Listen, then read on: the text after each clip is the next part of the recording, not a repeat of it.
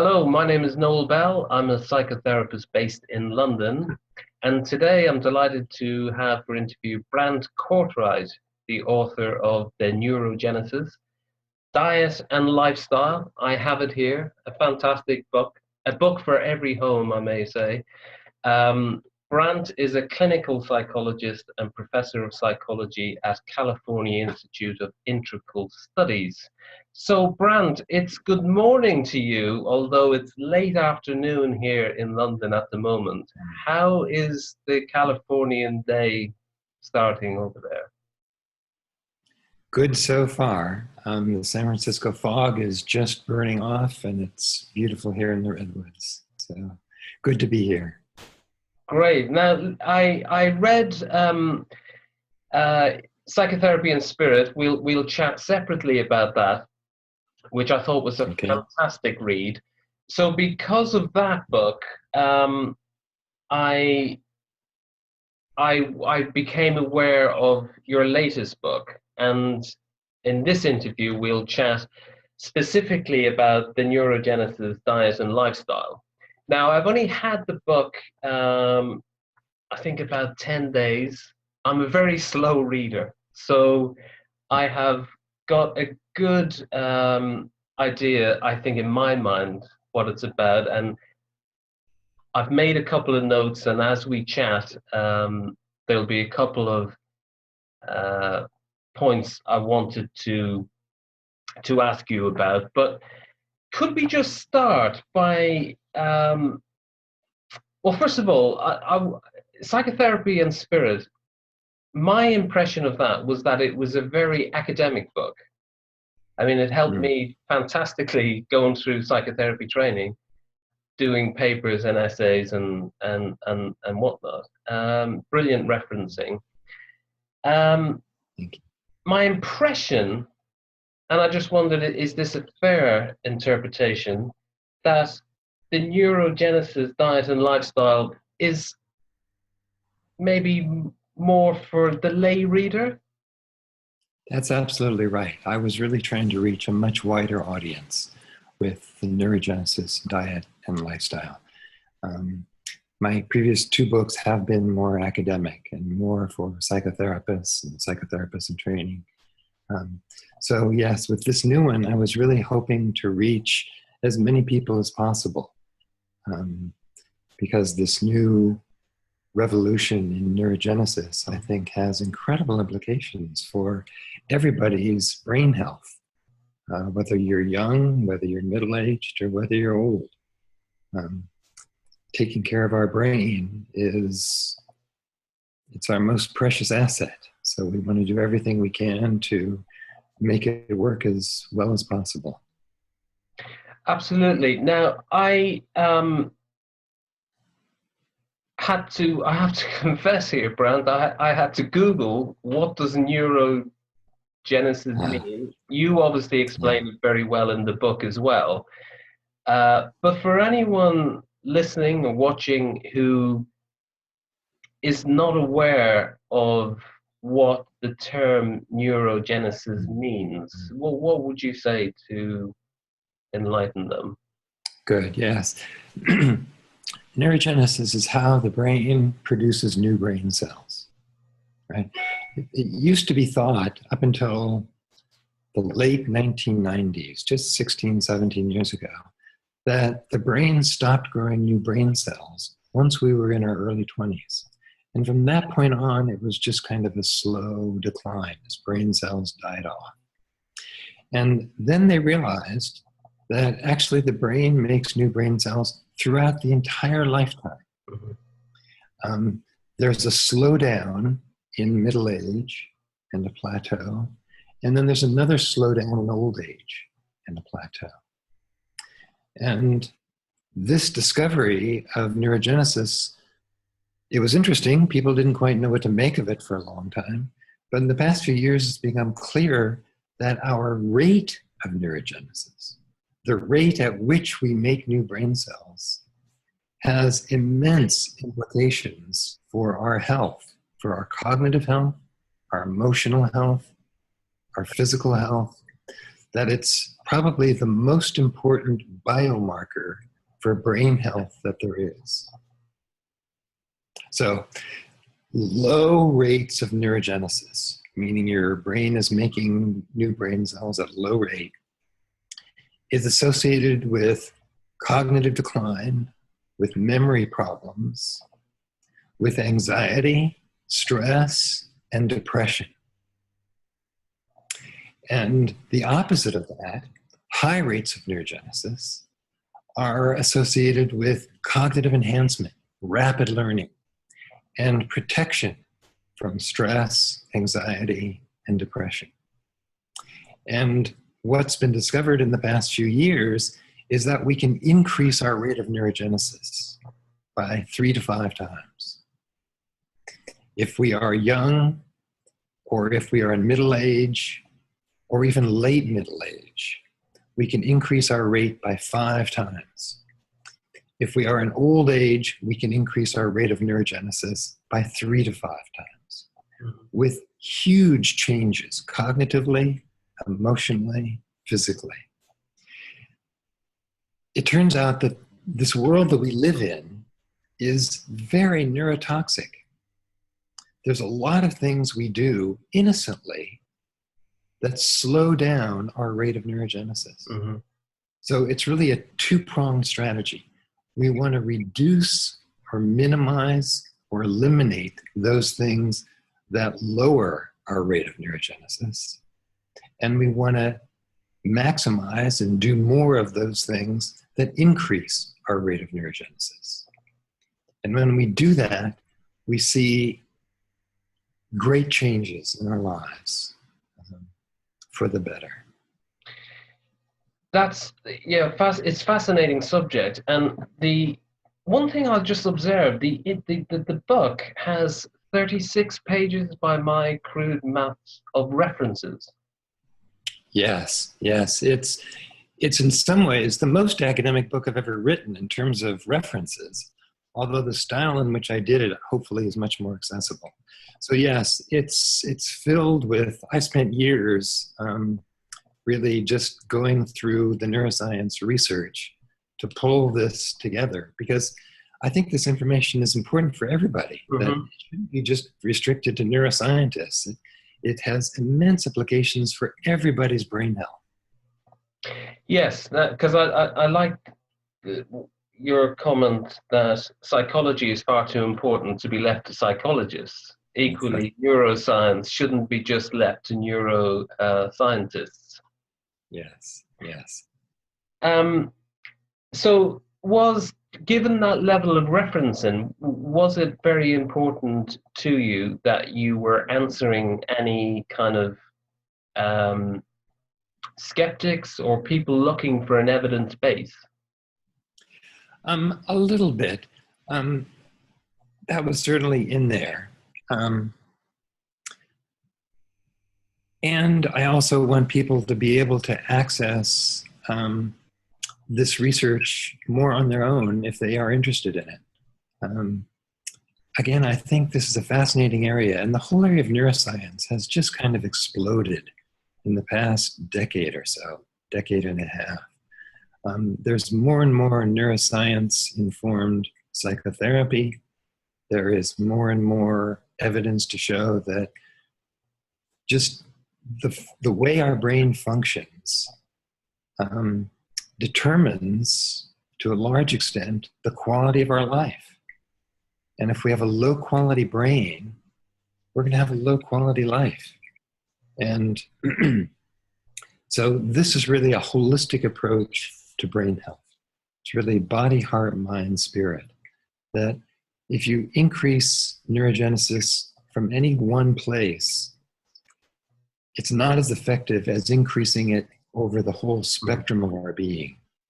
That when we increase neurogenesis, body, heart, mind, spirit, it has an effect which goes beyond any individual piece. Because one individual piece may, for example, increase the rate of neurogenesis, but the new brain cells, about half of them die.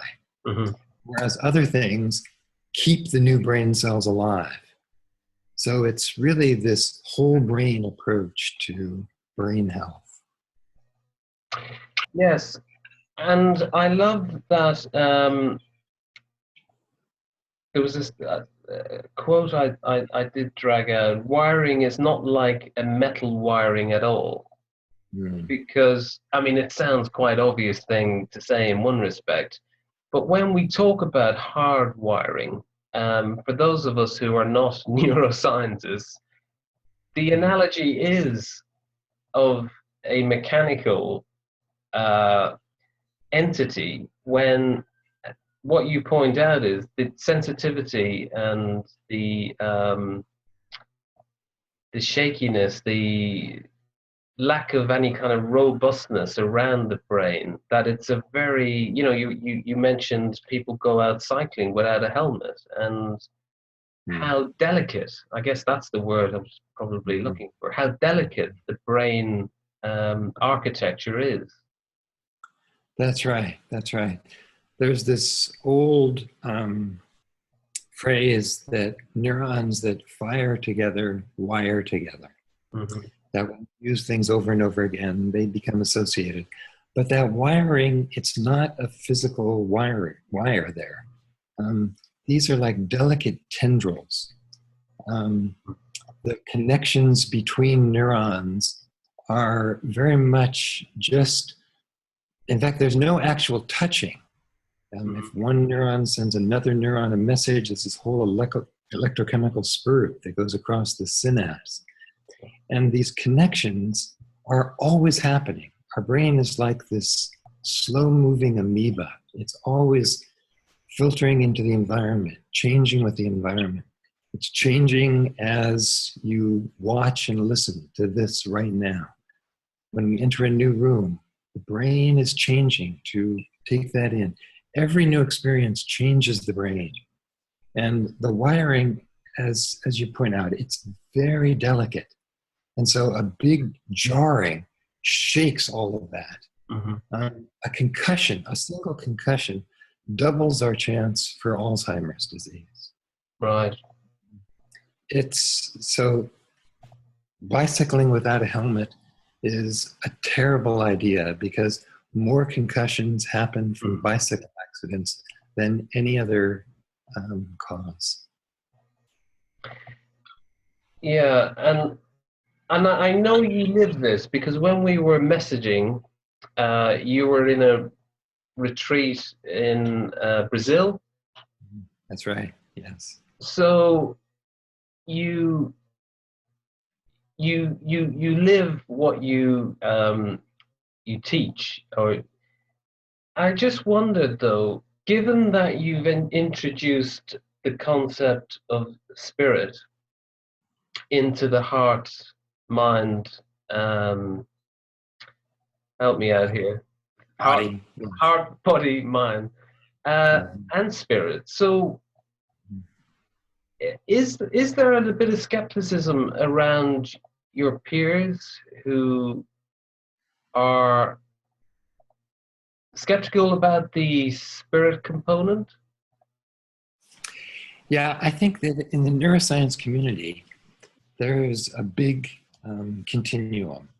And there are many who are very much on the purely physicalist side or dimension of this.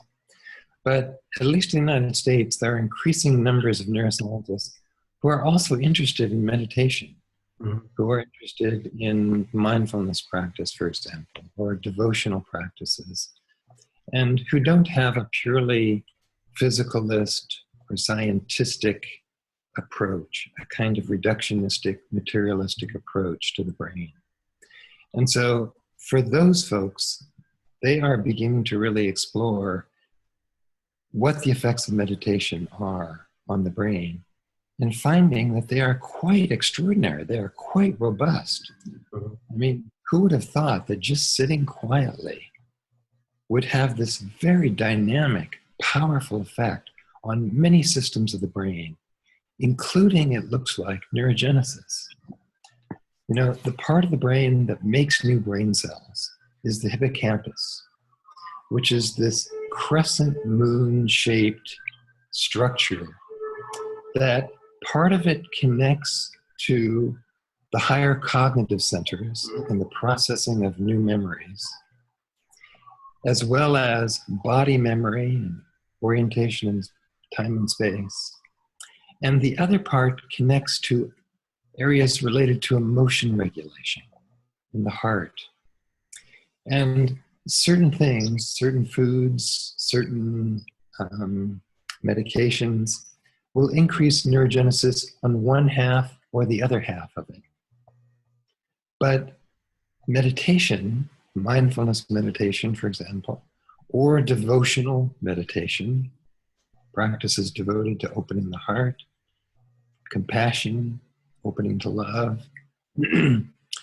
these kind of spiritual practices seem to increase neurogenesis along the entire length of the hippocampus.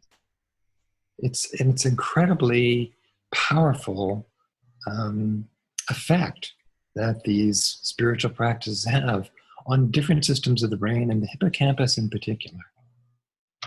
Yeah, fascinating. And would you say it's fair to see you as quite unique in embracing the transpersonal from a clinical psychology framework?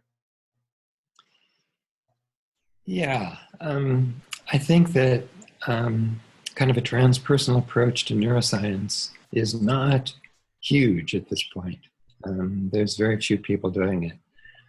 But, you know, the brain, in some ways, it's like a Rorschach test. It's like what we project onto it is what we see. And so the brain is capable of this whole vast human consciousness. Everything we experience through the brain, except maybe for out-of-body experiences. Right. Although even in the memory of them, we experience through the brain.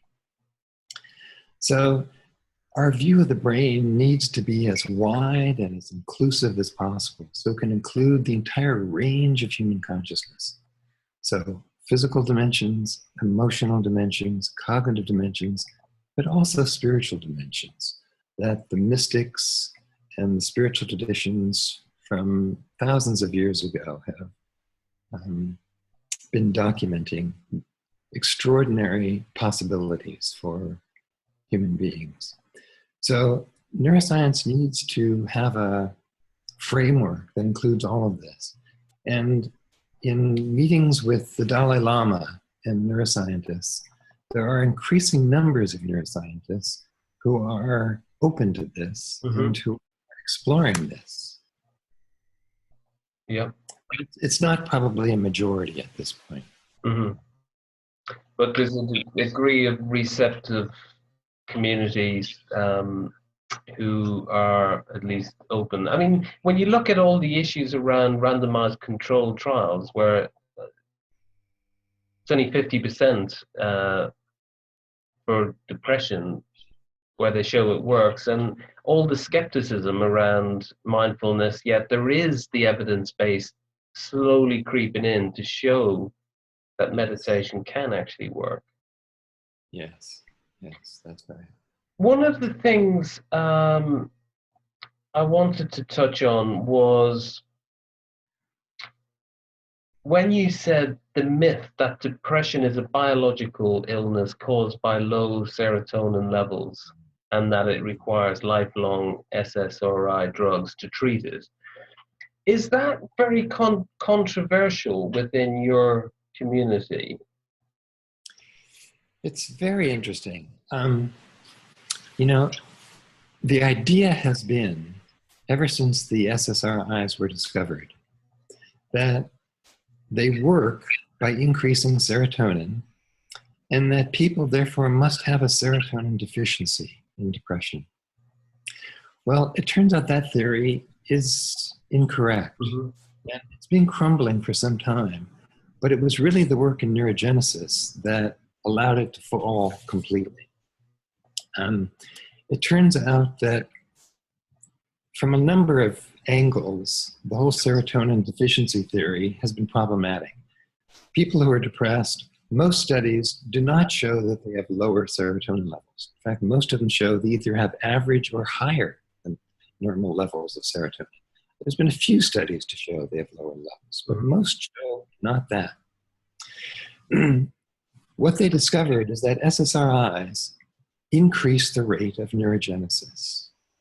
And it's this increase in the rate of neurogenesis that brings about the change in depression, Right. not an increase in serotonin. Now, the pharmaceutical companies are making about $15 billion a year off of the SSRIs. And so the serotonin deficiency theory is a very lucrative idea and a very simple idea that was part of its appeal. Oh, okay, there's this deficiency, a biological illness, I just need to correct it. Well, as you mentioned, it's less than 50% of people who respond positively to SSRIs. And in fact, there are a lot of natural substances that increase neurogenesis, and omega-3 fatty acids, for example. There are some studies to show that omega-3 fatty acids, when taken at about 6 grams or even 8 grams a day, are more effective than SSRIs as an antidepressant, but without the side effects of the SSRIs. Right? The SSRIs have all these side effects. Half the people lose their libido, which is depressing in itself. So there are many ways to increase your rate of neurogenesis, and SSRIs happen to be one of them. It increases it along this emotional part of the hippocampus, not along the cognitive side. So you don't get a cognitive boost from it, but you get an emotional boost. So I think in the neuroscience community, it's pretty well accepted that the serotonin deficiency theory is a myth, but it's not widely known. Pharmaceutical companies know this, and they are working madly at producing drugs to increase neurogenesis rates. And when they discover them, you will hear about them nonstop. But right now, they've got a good thing going, $15 billion a year. That's a huge amount of money. There are vast forces to keep this whole serotonin deficiency theory going. They want to sell more product. I actually have a client whose cat is now taking Prozac. Unbelievable. Yeah, the cat pees on the rug. The vet said, well, let's give it Prozac. It must have a serotonin deficiency. I mean, the theory is just like, it's very marketable and it's wrong. Yeah, it's a bit like the military-industrial complex needing a threat. Yeah. That's right. Yeah, so I'm not sure you want to give away all the secrets in the book. It's a fantastic read. As I say, every home should have one, available on Amazon. Do you want to touch on the breakthroughs that you mention in the book? Okay. Well, I think the first breakthrough is just that aging does not have to be this slow slide into decrepitude, that the brain is always renewing itself, and it can renew itself at any point, that no matter when we start to increase our rate of neurogenesis, we can experience cognitive gains, emotional gains, increase in immunity. And, some of the other breakthroughs have to do with how we increase our rate of neurogenesis. And let me just, you're right, there's actually not enough time to share all the things that are in the book, but let me just share a few things that people should know about. One is aerobic exercise is very, very powerful in terms of increasing our rate of neurogenesis. So aerobic exercise is anything that gets you breathing fast. Running, swimming, walking quickly, biking, fast dancing. This is hugely helpful for increasing your rate of neurogenesis. The brain just explodes with neurons. The other thing is diet. There's a lot of things we do that decrease our rate of neurogenesis. Sugar being the main one. High carbohydrate being a big lowerer of neurogenesis rates. And let me just give you a few things that increase the rate of neurogenesis. Omega-3 fatty acids, fish oil. The brain, again, just takes off with new neurons with omega-3 fatty acids. Another is blueberries. Blueberries is fantastic for the brain, and you can get them as extracts. You don't even have to do fresh blueberries. Most of the research has been done with blueberry extract. Right, which would be cheaper as well. Cheaper, also you can get them out of season, and the sugar in blueberries, when you get them fresh, is not so helpful. And so there's actually an increase in glycemic control when you do just the extracts. Two other things.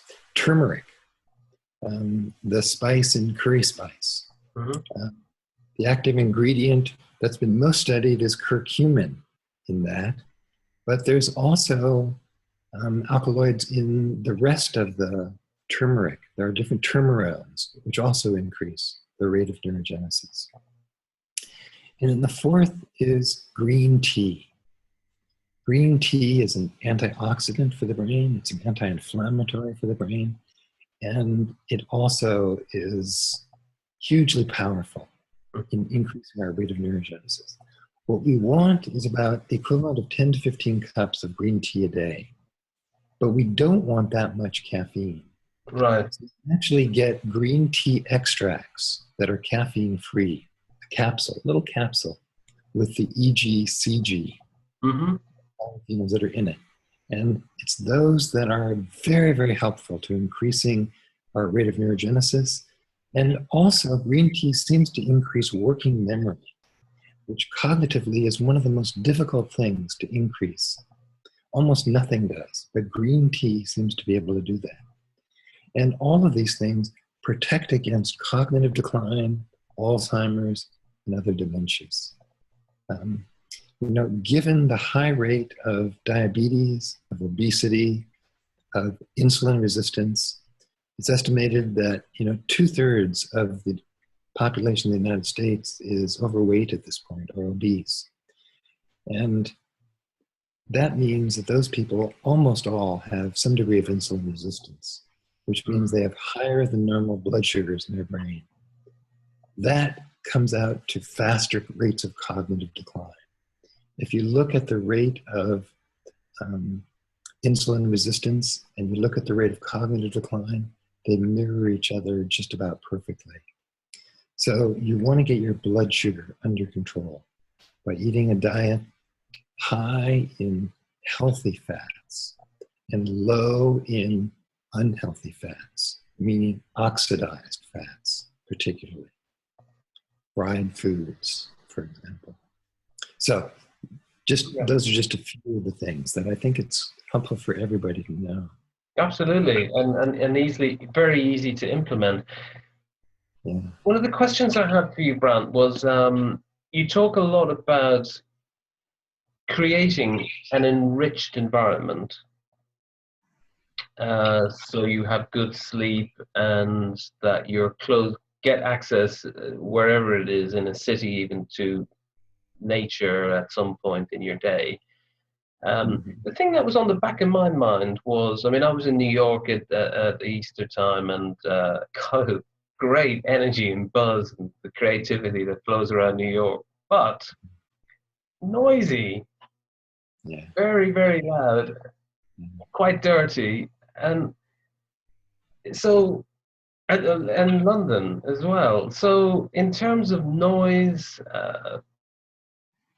the kind of lack of civility in some parts of town around community and people rushing and brushing past others in a commute, and then the noise pollution that comes from everywhere.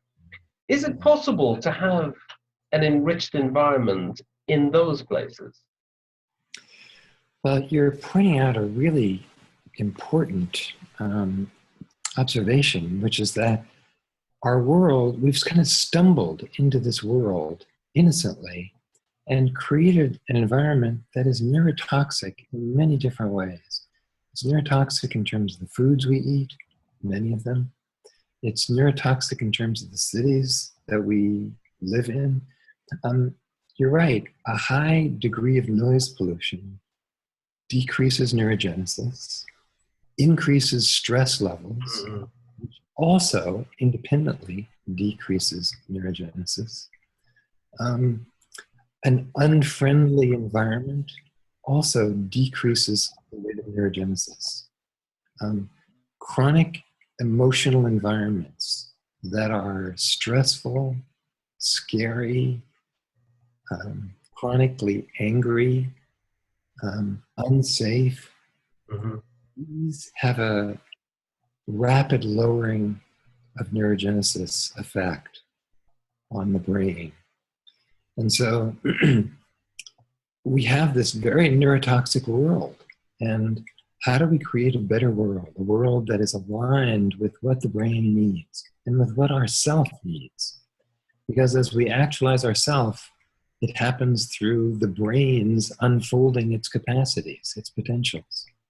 So self-actualization and the brain operating at its highest levels go hand in hand.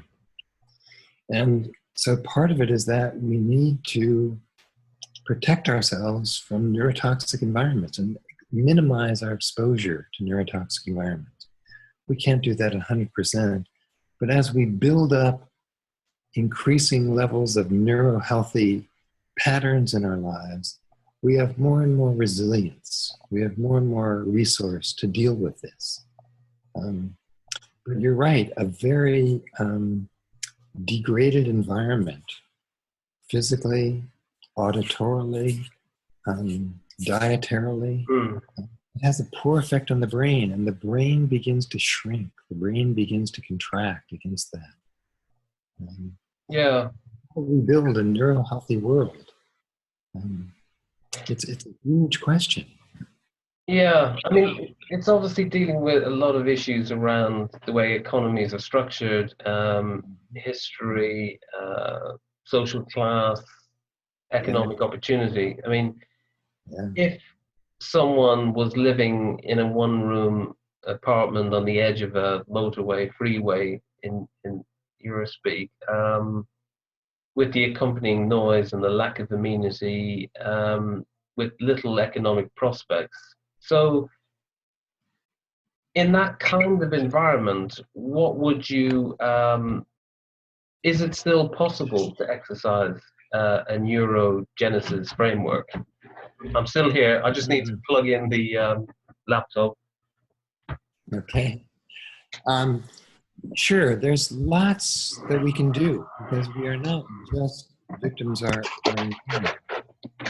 There are many ways in which we can stimulate our brain with meditation, with cognitive stimulation, through reading, through new learning, through writing. There are emotionally things that we can do in terms of our relationships. I'm getting a message on my computer now saying that high power usage is affecting the quality.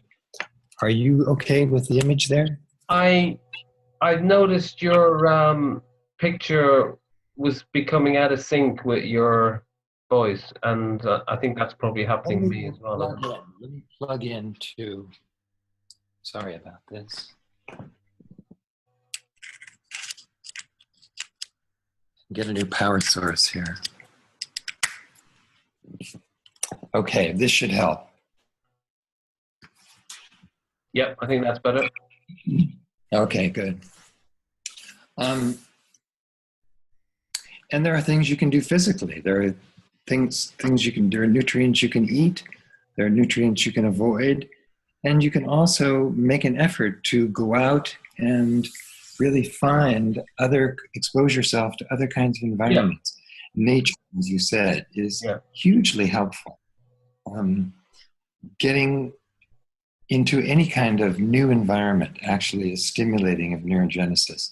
The brain thrives on stimulation, on optimal stimulation. We don't want to be overstimulated, but we don't want to be understimulated as well. And chronic noise pollution is a kind of stimulation that is not helpful. Yeah. Not helpful for the immune system. It's not helpful for the brain. Heart attack rates go up where there's over airports. Yeah. No, it's a huge area. Yeah. So, as a consultant on stress, you work with individuals experiencing chronic stress and anxiety, as well as with therapists working with chronically stressed clients. Could you just say something brief around how the work helps to relieve the symptoms of anxiety and stress? Well, we've talked about stress, but maybe specifically anxiety. Sure. So what I'm coming to see more and more is that our vulnerability to anxiety and to stress and to fear has a lot to do with the quality of our brain. Mm-hmm. And if we have a high quality brain with high rates of neurogenesis, we have a lot of protection against stress, anxiety, and fear. Mm-hmm. That it's not an absolute protection, but we have a resource inside where we're not so reactive. And one of the things that alerted me to this was I noticed that many of my patients who were dealing with anxiety and stress were vegans. Right. And vegans don't get a lot of healthy fats. They certainly don't get fish oil. And omega-3 fatty acids comes almost exclusively from fish oil. You can also get it in other things. You can get it in good eggs and good grass-fed meat, but not a lot. Mostly comes from fish oil. Turns out there's now a vegetarian source of this through algae. But most people don't do this. You've got to really go out of your way for that. So as we increase the rate of neurogenesis and build up a healthy brain with lots of good, healthy fats, mm-hmm. there's a kind of solidity that comes into the person. Now, I also want to work with how the person is able to regulate emotion. And so emotion regulation is a problem for most people in different ways. And so teaching new emotion regulation strategies, in some ways that's a big part of what psychotherapy is. Yeah. Learning to really modulate, regulate. In some ways I don't like the word emotion regulation because it has this kind of control aspect to it, as opposed to a kind of flowing with and guiding and learning from, which is more kind of the depth therapy approach. But still, emotion regulation is huge for most people. And I think a big part of that, increasingly, I think is just poor diet and a neurotoxic lifestyle, which has degraded the brain's natural capacities to modulate and regulate affect. Yeah, absolutely. Okay, so for this part of the interview, we will come to a conclusion. There's a lot in the book about what you call your future dreams. Could you just provide a brief summary about what the key things that maybe, without it being too long-winded a question, but maybe what's within the gift of governments to do easily, say, and society in general, the things that are maybe quick wins that we could do? That's a good question. Some of the quickest wins and easiest things to do would be not to allow neurotoxins into the environment. Mm-hmm. So to cut down on pollution levels that right now are causing huge damage to people's brains, and particularly children's brains. Growing brains are much more susceptible to neurotoxic damage. There are billions being spent on lobbying to loosen government regulation around the environment and around, for example, mercury levels in the air. These are hugely destructive. Mercury is the second most powerful neurotoxin there is outside of plutonium. And so to really make sure that our oceans are not polluted with mercury, and so therefore the fish we eat is not polluted with mercury, to make sure that coal, if it's burned, have filters that takes out the mercury and the other neurotoxins. That would be one very simple step. That would be huge, huge. Yeah.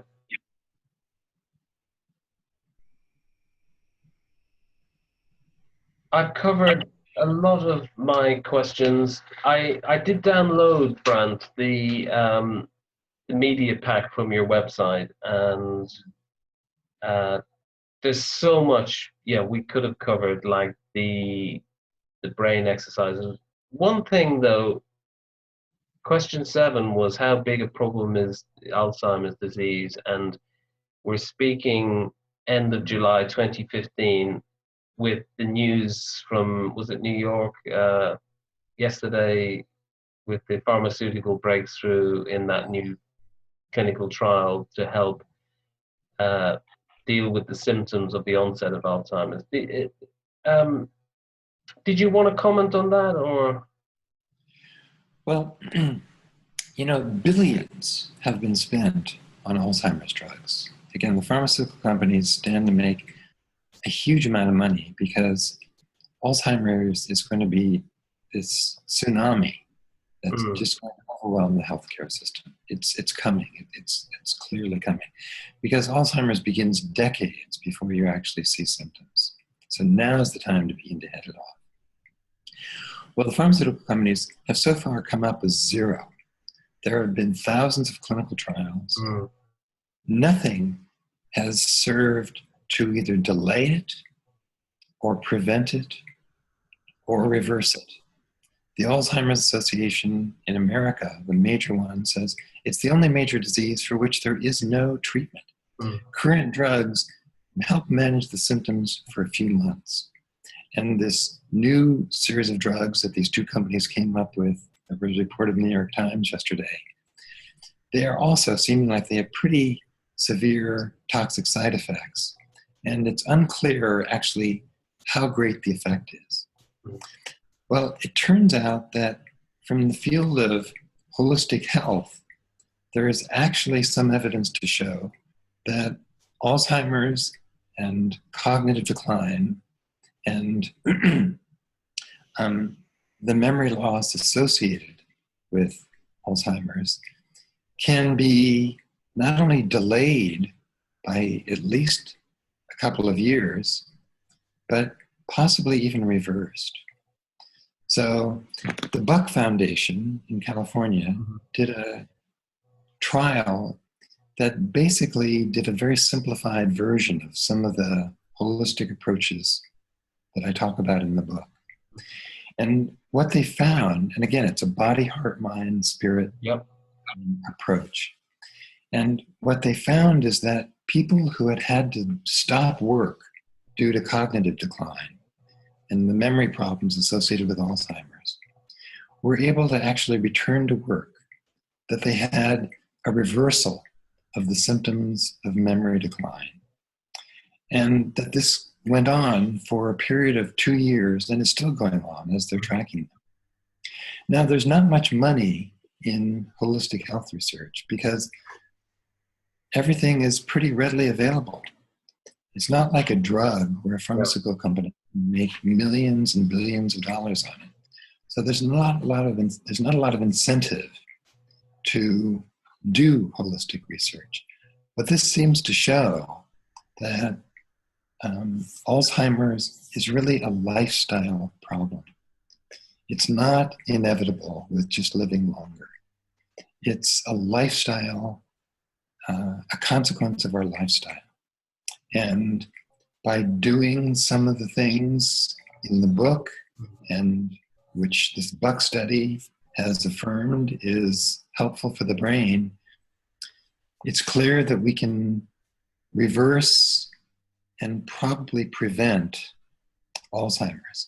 There's been another study come out from Finland showing that actually those who are at risk for cognitive decline, by doing, again, a simplified version of this, were able to postpone cognitive decline by 2 years. At least that's how long they followed it. So I think the future is with a holistic approach, a complete body, heart, mind, spirit approach to brain health. And that what we're seeing is the consequences of a civilization that is quite neurotoxic in many ways. And some of the artifacts of that neurotoxicity are high rates of obesity, heart disease, Alzheimer's, early cognitive decline. We are out of touch with what the brain needs. And as we align with that, we do not need to succumb to these diseases of civilization. Yeah, absolutely. So once again, the book is available on Amazon. It will be a it could be a book that changes hopefully the course of history, but certainly the interventions in individual lives can be pretty significant. Although it's probably not immediate. You use the analogy of an ocean liner turning rather than just a quick speedboat turn. But if we implement these... Yeah, I think most people will feel a result within a couple of months. But I think for it to be really solid and deep, it's a year or two in, and then you realize you're at a very different place, a very different level, much more solid in yourself. Yeah. Yes. Wonderful. Well, I've certainly learned a lot. I hope everyone watching has learned something as well. It's been a pleasure chatting to you, Brant, and thank you for taking the time to explain what's in your book. And we'll end here, and we're going to do a second interview. So I'll be coming back to you within a few minutes after this is downloaded, and I don't know how long it'll take to record to the hard drive, but then as soon as that's done, I'll send you a new meeting request. Okay, great. Thank you. Thanks, Brant.